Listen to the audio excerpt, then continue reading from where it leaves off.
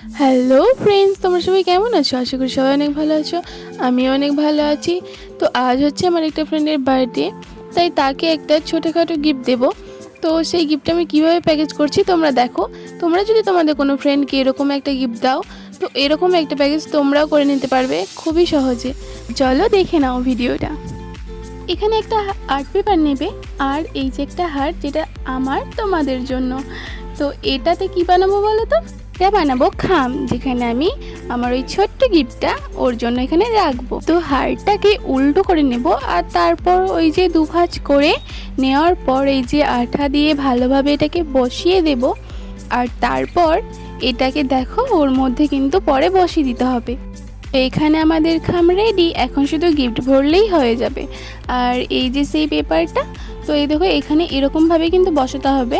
তো আমি কিন্তু এই সাইডে বসাবো, তোমাদেরকে দেখিয়ে দিলাম।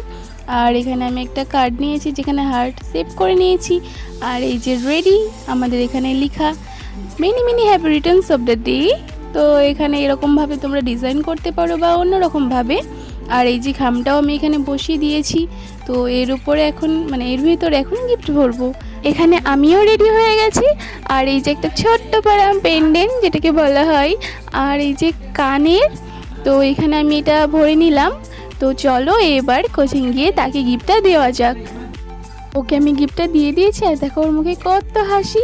ওকে ওর বার্থডের জন্য অনেক অনেক শুভেচ্ছা। সারা জীবন যেন ও অনেক ভালো থাকে। আর তোমরা ওকে হ্যাপি বার্থডে উইশ করে দিও। টাটা।